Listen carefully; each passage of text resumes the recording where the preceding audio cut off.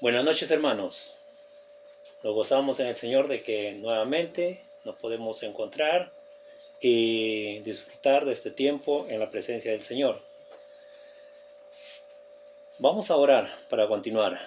Oramos. Padre amado, estamos agradecidos. Tú eres, Señor, el que nos reúne en esta oportunidad para adorarte a ti, para compartir un tiempo juntos, y que tú también a través de tu palabra nos hables, muestres tu voluntad, te muestres tú, Padre. Deseamos honrarte, deseamos vivir una vida que te glorifique, Padre. Te rogamos, Señor, guíanos en este tiempo, nuestro corazón esté dispuesto para escucharte, para recibir tu palabra. En el nombre de Jesús, amén. Vamos a leer en el libro de los Salmos, el Salmo 1.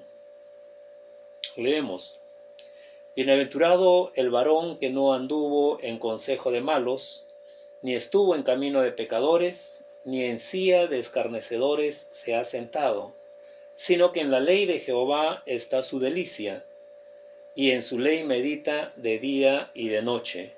Será como árbol plantado junto a corrientes de aguas, que da su fruto en su tiempo, y su hoja no cae, y todo lo que hace prosperará. No así los malos, que son como el tamo que arrebata el viento. Por tanto, no se levantarán los malos en el juicio, ni los pecadores en la congregación de los justos, porque Jehová conoce el camino de los justos, mas la senda de los malos perecerá.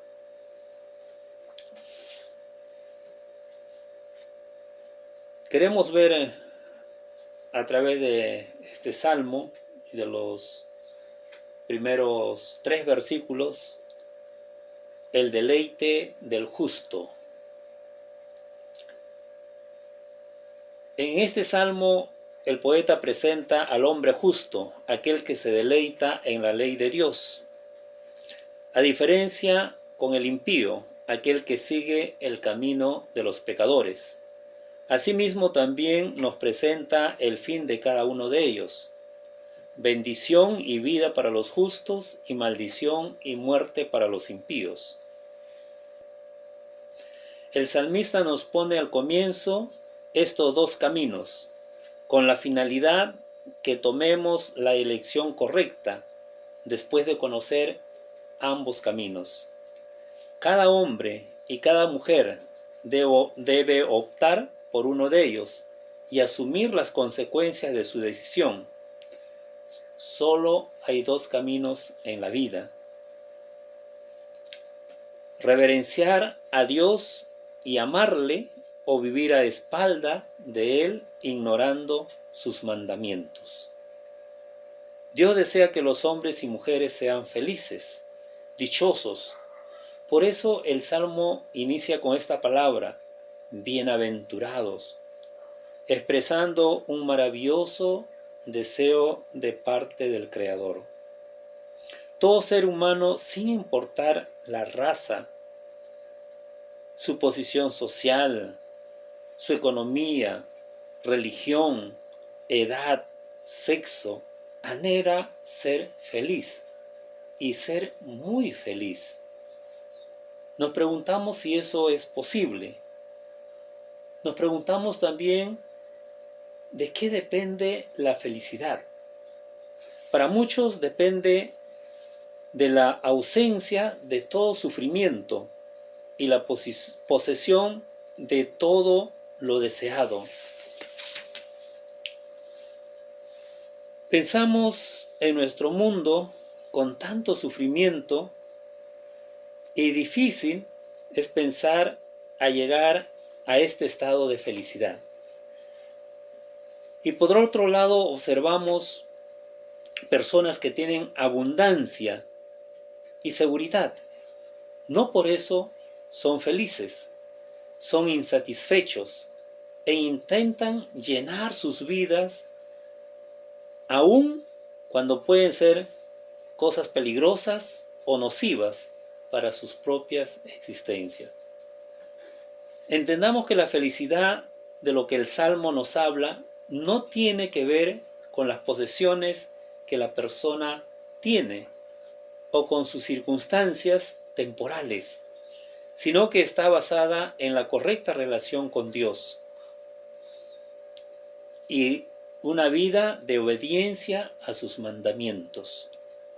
Siendo así, se trata de una felicidad que está al alcance de toda persona, sin diferencia alguna. También el salmista nos señala el camino de la corrección y la idea equivocada, que la verdadera felicidad viene para vivir satisfaciendo todos nuestros apetitos al margen de los mandatos divinos. Esto es un inmenso error de lo que constantemente se esfuerzan para convencernos desde los medios de comunicación. Nos sugieren de una u otra forma que el ser permisivos es el camino para alcanzar la suprema felicidad. Pero desde la perspectiva divina, esto es ilusión falsa y peligrosa. Vemos ahí en el Salmo y encontramos cómo es el hombre justo. Y el Salmo empieza describiendo el carácter del hombre justo. Y lo hace por medio de 3 frases negativas. Dice ahí: bienaventurado el varón que no anduvo en consejos de malo. Dice: ni estuvo en camino de pecadores, ni en silla de escarnecedores se ha sentado.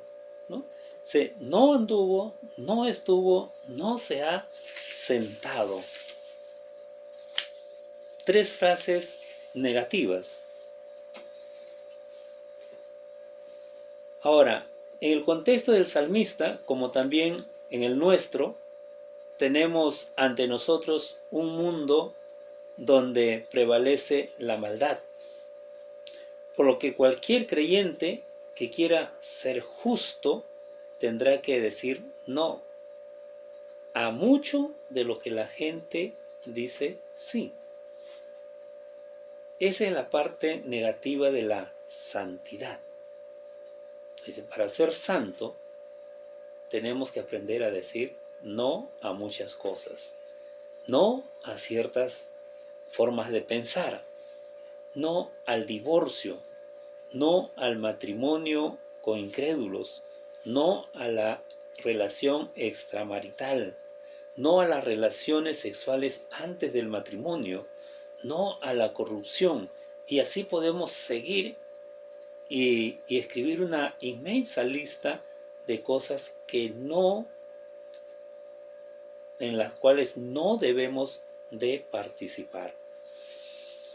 Si realmente queremos ser santo, como nuestro Padre Santo, Santo, Santo, también nos muestra que el justo no es simplemente aquel que no hace ciertas cosas malas, sino que sobre todo se caracteriza por una actitud positiva que le lleva a amar y cumplir con la ley de Dios. Vemos entonces el primer no del hombre que se deleita en la palabra de Dios. Dice que no anduvo en consejos de malos.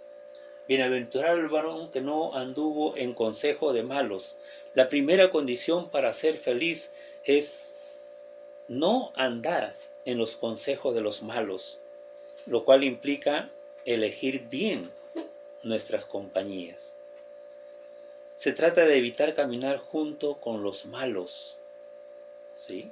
Con el hacedor de maldad, es decir, con aquellos que, habiendo roto con los principios morales de Dios, viven a espalda de Él, practicando lo que les apetece, sin sujetarse a ninguna norma divina. El andar con los malos es peligroso, porque siempre nos quieren influir con sus consejos y su forma de pensar. ¿Con qué finalidad? alejarnos de Dios. Pongamos algo muy claro en nuestras mentes. El hombre justo no puede establecer su estilo de vida en base a las recomendaciones o sugerencias de los hombres perversos, sino es mediante la ley de Jehová.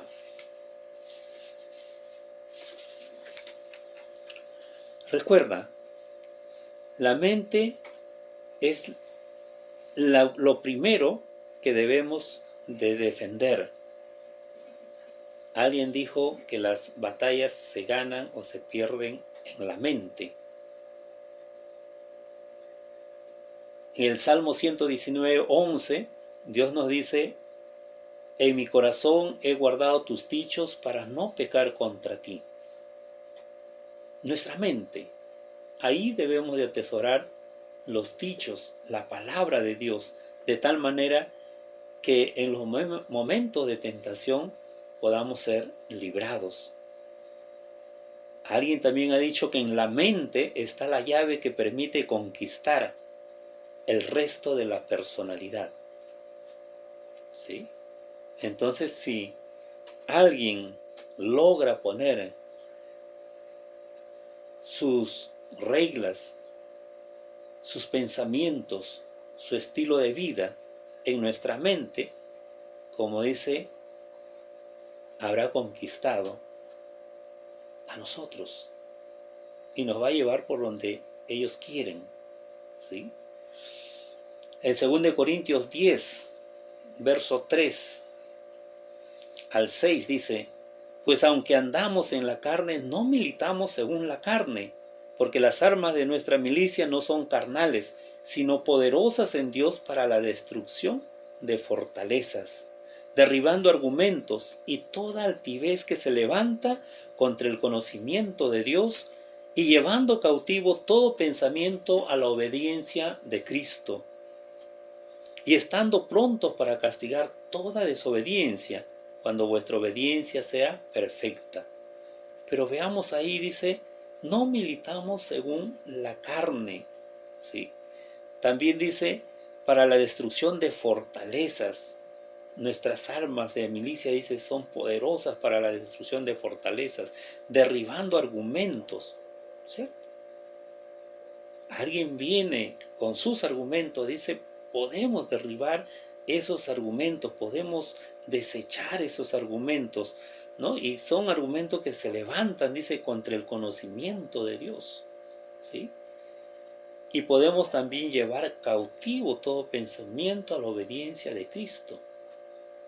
Lo podemos hacer en relación a nosotros, lo podemos hacer en relación a otros también. Entonces, algo que tenemos que defender es nuestra mente. Tener mucho cuidado con lo que vemos, lo que escuchamos, lo que hacemos, ¿sí? ¿Qué programas de televisión nosotros vemos? ¿Qué escuchamos? ¿Sí? ¿Qué vemos a través de las redes sociales? ¿A quién admiramos? ¿A quién ponemos mayor atención? ¿Quiénes son tus referentes para tu vida? ¿Sí? Hay que cuidar nuestra mente, hay que protegerla, ¿sí? También dice, ni estuvo en camino de pecadores. La idea es que no se quedó parado en camino de pecadores, ¿sí?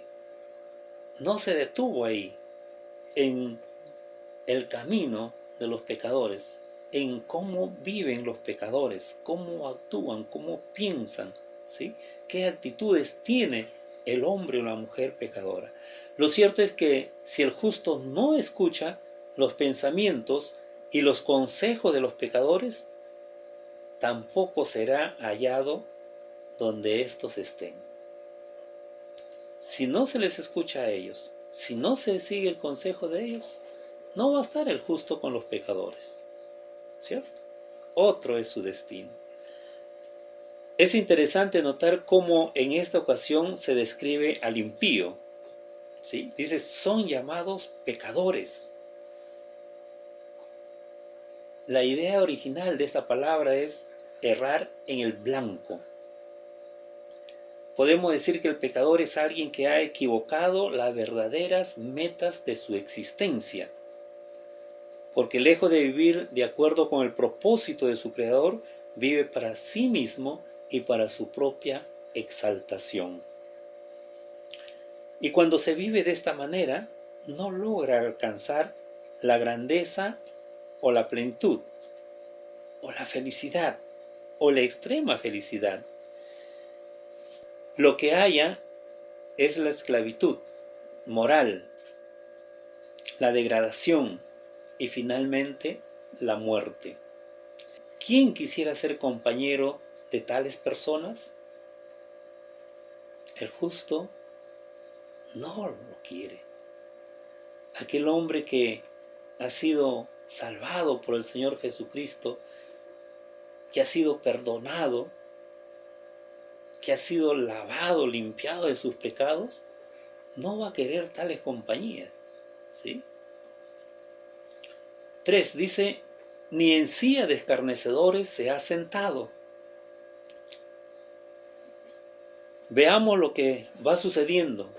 Cuando el hombre se acerca a los pecadores, escucha sus consejos y asume sus ideas. Luego se junta a ellos, asumiendo su estilo de vida.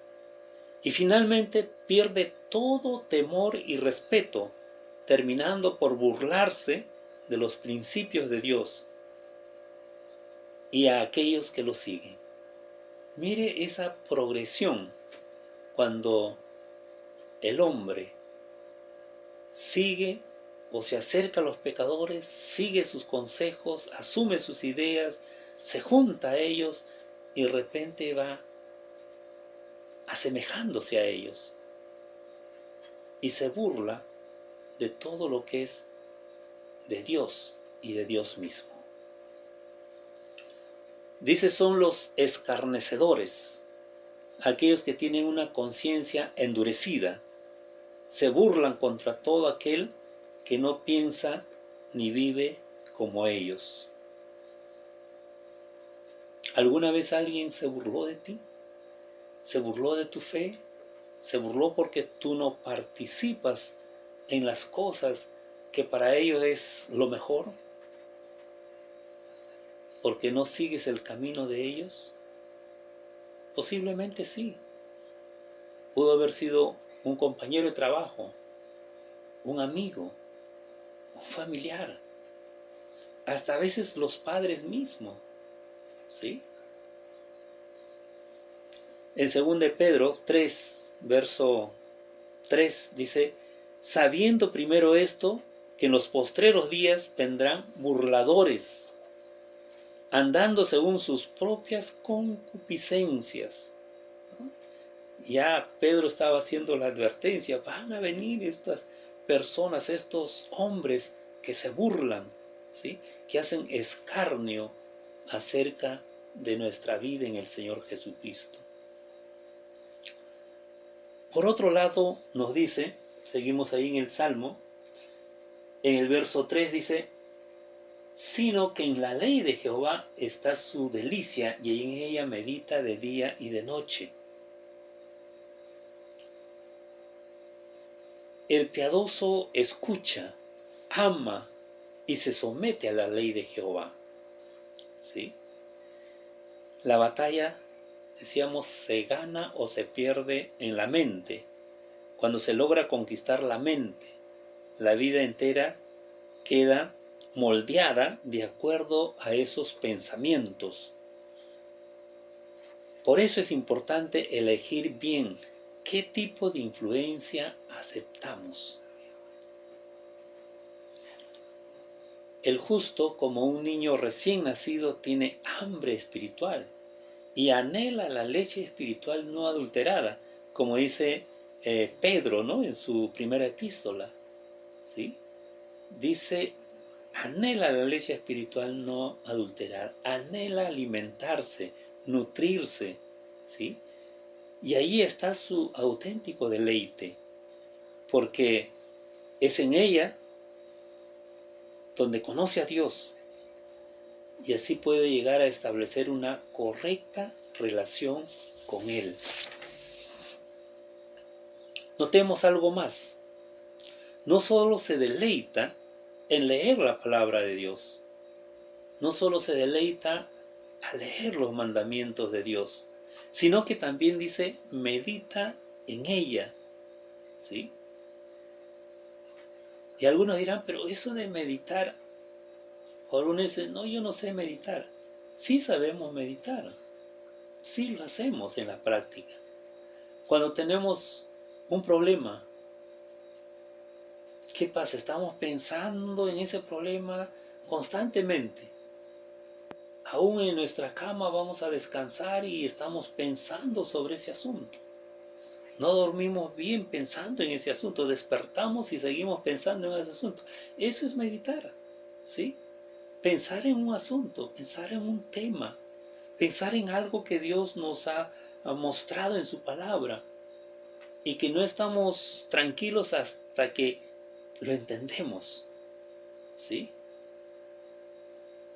También nos ponen la figura de la vaca, ¿no? De la vaca rumia. ¿Y qué es eso?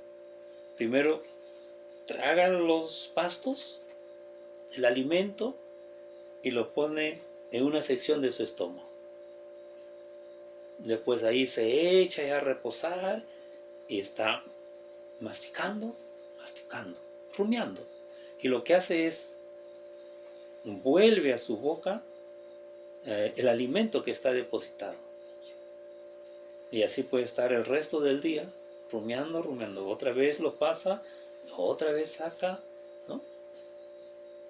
Como dice, para extraer el máximo jugo alimenticio, ¿sí?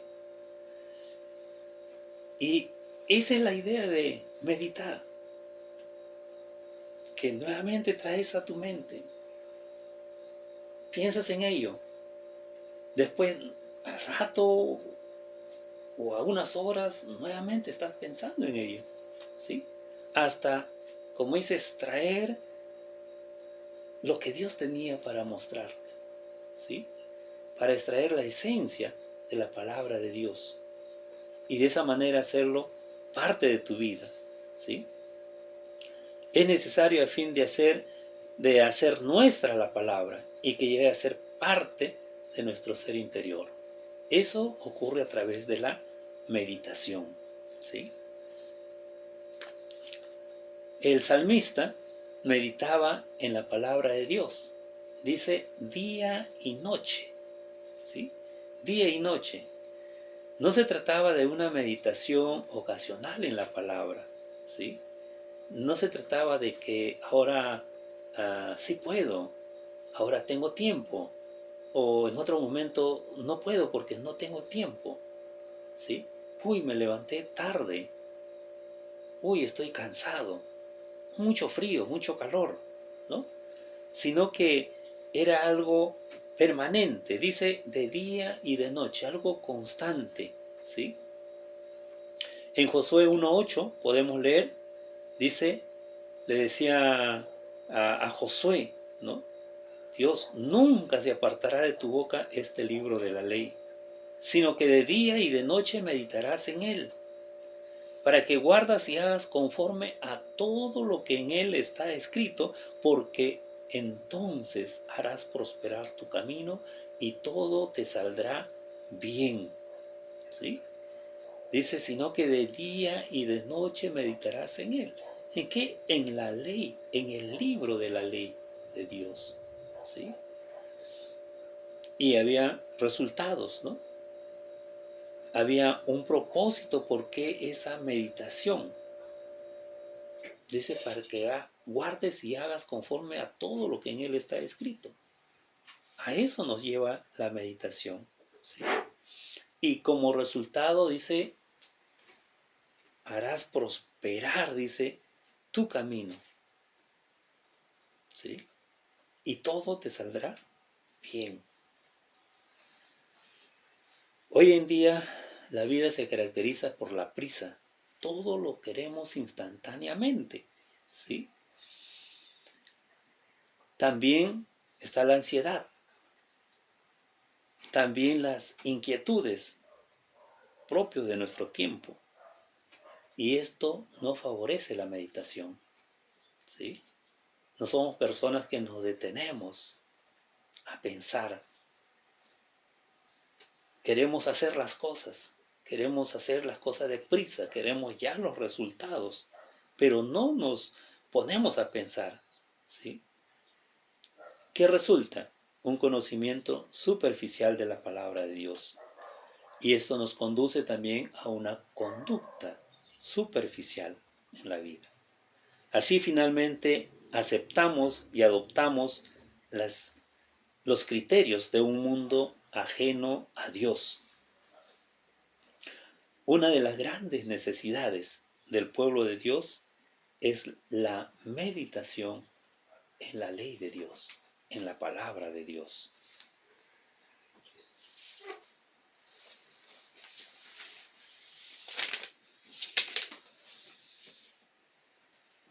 El fin del camino de los justos.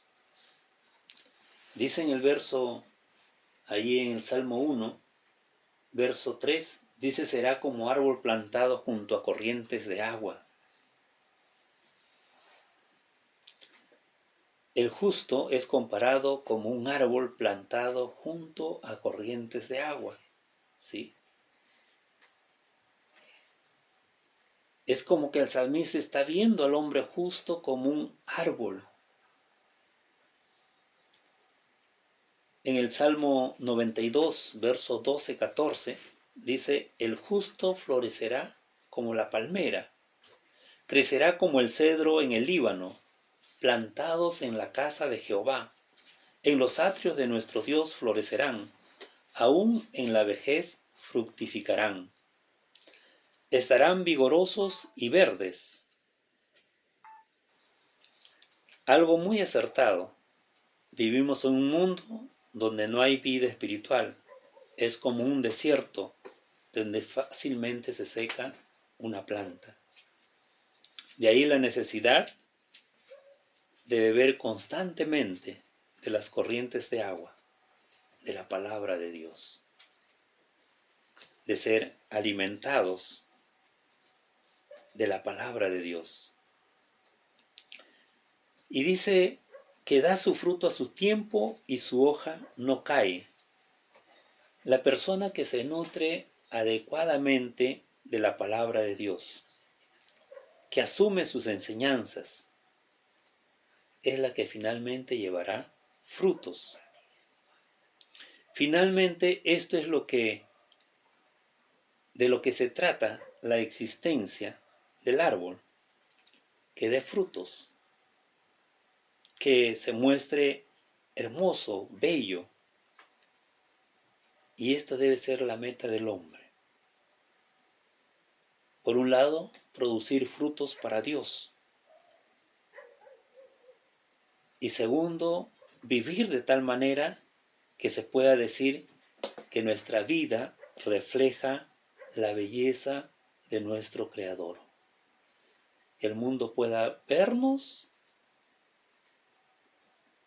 y ver que Dios es hermoso, bello, atractivo, de tal manera que el hombre pueda acercarse a Dios sin ningún obstáculo. Notemos también que da su fruto en su tiempo. Cada árbol tiene su tiempo cuando da fruto. Así también el creyente.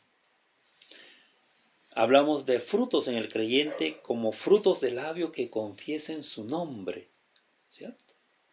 Hablamos también de la comunión y la edificación. Hablamos también de la santificación como frutos en la vida. También de ofrendas económicas, de conversiones, de buenas obras, de justicia y paz, de conocimiento de nuestro Señor Jesucristo y de un carácter semejante al del Señor Jesucristo, lo cual obra el Espíritu de Dios en nosotros. Como dice Gálatas 5:22, 23, mas el fruto del Espíritu es amor, gozo, paz, paciencia, benignidad, bondad, mansedumbre. ¿Sí? Fruto del Espíritu de Dios.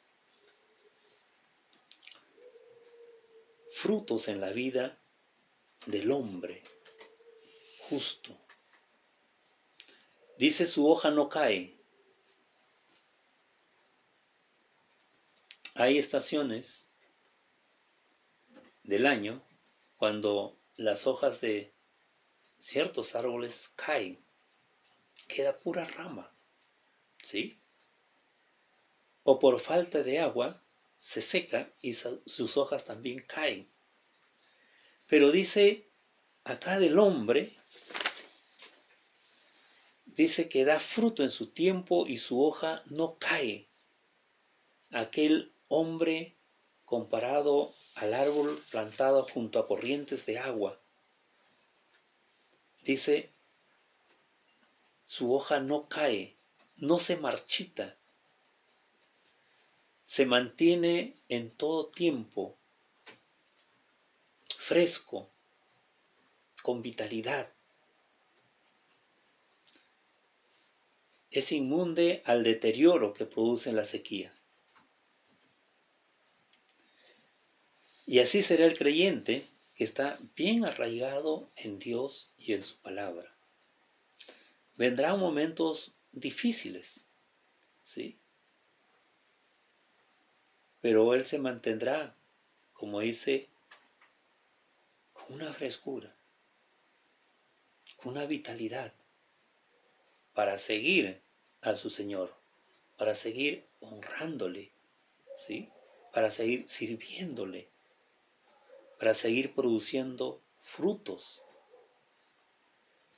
No se va a marchitar, como que alguien que lo vea y diga, ¿qué pasó con el creyente? ¿Qué pasó con el Hijo de Dios? ¿Por qué ese decaimiento? ¿Sí?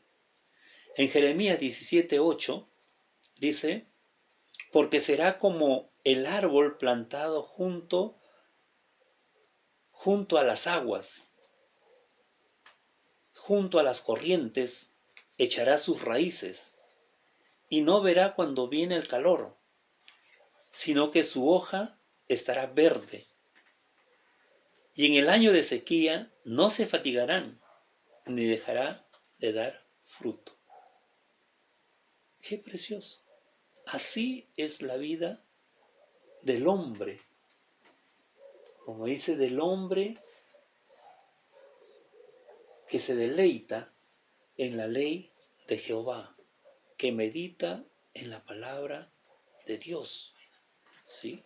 Que hace suyo las enseñanzas divinas, que vive conforme a ellas. Dice más, dice, y todo lo que hace prosperará. Y entonces podemos decir, pero yo veo hombres dedicados a Dios, pero no los veo prósperos, ¿sí? Y entonces tenemos que aclarar algo muy importante. Lo que aquí se está asegurando no es el éxito tal como se conoce en el mundo. Para el mundo, sin Cristo, sin Dios, el éxito es posesión. El éxito es tener poder. El éxito es ser famoso. El éxito es tener dinero y con ello darse todos los gustos posibles sin limitaciones, ¿sí? Y entonces una vida de esa manera es vista como alguien exitoso. Cierto es que el creyente, por otro lado, cierto es que el creyente que vive bajo los principios éticos de la ley de Dios, hablamos de ser laborioso, de ser honrado, de ser tenaz en lo que hace, hacer las cosas con confianza, con optimismo. Tendrá muchas posibilidades de progresar en toda empresa comercial que emprenda. ¿Sí? Si se dedica a su negocio de esta manera, sí va a progresar. ¿Sí? Pero el énfasis aquí es de otro tipo. Se mira diferente la prosperidad. Tenemos que recordar que a los ojos de Dios, mucho más importante que los logros temporales, está el desarrollo del carácter de sus hijos, para ser cada día más semejante a quien nos redimió, a quien nos salvó, a quien nos tomó para sí, a quien nos hizo sus hijos. ¿Sí?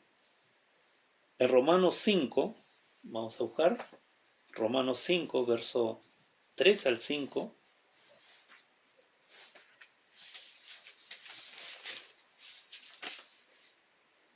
leemos. Y no solo esto, sino que también nos gloriamos en las tribulaciones, sabiendo que la tribulación produce paciencia, y la paciencia prueba, y la prueba esperanza, y la esperanza no avergüenza, porque el amor de Dios ha sido derramado en nuestros corazones por el Espíritu Santo que nos fue dado. ¿No? El apóstol Pablo habla de gloriarse, dice, en las tribulaciones, en los momentos o por los momentos difíciles de la vida. ¿Sí? Habla acerca de la adversidad,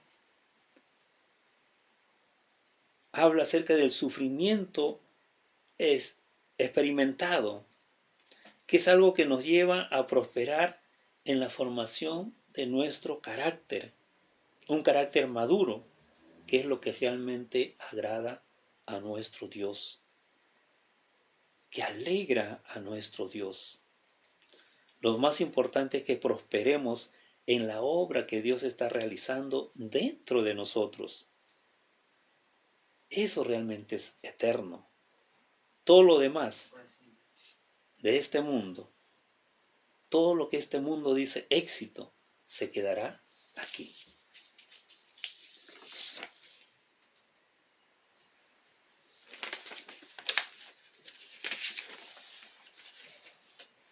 Entonces, hermanos, hay algo muy precioso que nos dice este salmo en relación a los justos. Dice el deleite de los justos. ¿Qué es el deleite de los justos? ¿Sí? Ciertamente no participa en muchas cosas. Aprende a decir no a muchas cosas que son desagradables a nuestro Dios.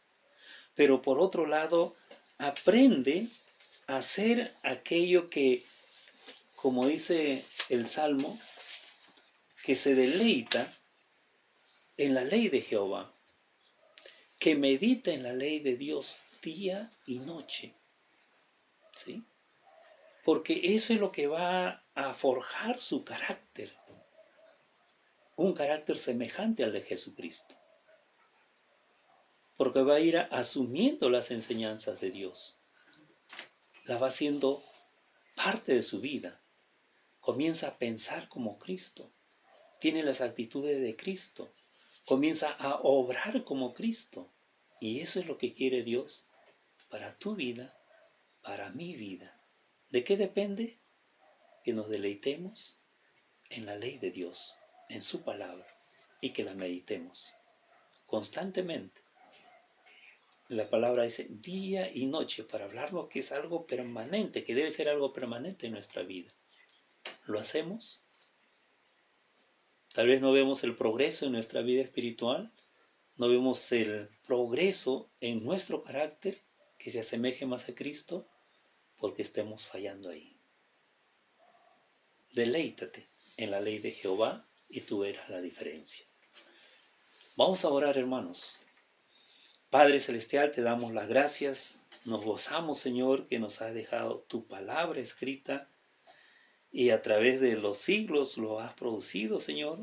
y lo mantienes, Padre, para que las nuevas generaciones puedan tener la misma oportunidad que tuvieron los de tu pueblo, los en el pasado. Te damos las gracias, Señor. Tenemos la oportunidad de disfrutar de tu palabra, de meditarla, de hacerla, como dice, viva en nosotros, Padre. Gracias te damos, Señor. Tu Espíritu nos guía en todo ello. En el nombre precioso de Jesús. Amén. Bien, hermanos, nos gozamos en el Señor. Toma la decisión de deleitarte en la palabra de Dios, de deleitarte en meditar en ella, ¿sí? En reflexionar en ella y hacerla parte de tu vida. El Señor te bendiga, hermanos. Nos estaremos viendo la próxima semana.